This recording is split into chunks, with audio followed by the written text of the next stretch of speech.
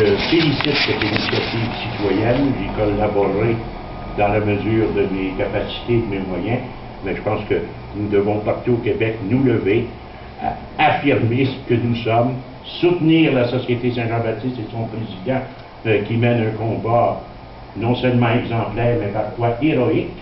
Curieux, c'est pas facile de défendre le français au Québec. Vous savez, tous les chiffres qu'il nous a montrés, là, ils ont tous d'excellents arguments à nous répondre. Mais il faut se tenir debout, pour faire preuve de plus grande solidarité, comme monsieur l'a mentionné.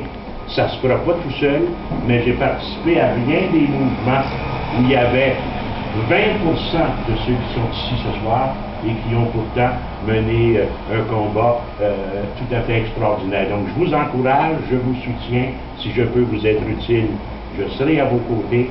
Et ça vaut la peine de militer pour le français. Au Québec, vous savez, tout le monde parle la langue, mais peu de personnes savent ce que c'est. C'est quoi la langue?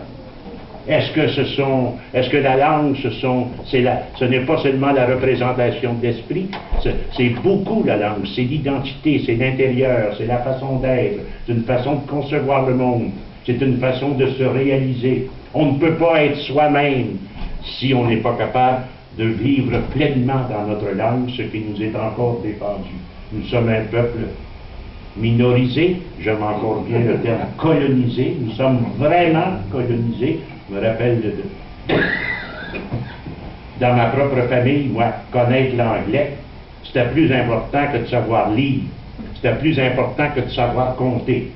Je me rappelle de mon grand-oncle, une de ses filles avait fait un doctorat en travail social à Laval il y a plusieurs années, puis dans des salons mortuaires, quand il la présentait, je vous présente Janine, la plus vieille de mes filles, il ne disait pas qu'elle était docteur en travail social il y a 40 ans, ce qui était assez exceptionnel pour une femme.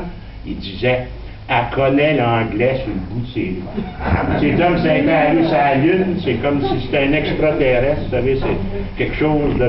Donc on a une révolution à faire à l'intérieur de nous, chacun d'entre nous et chacun dans nos milieux. Bravo à celles et ceux qui rendent ce soir le lancement de ce mouvement possible, et merci au mouvement Québec français et à son président et porte-parole de bien vouloir nous encourager dans cette direction.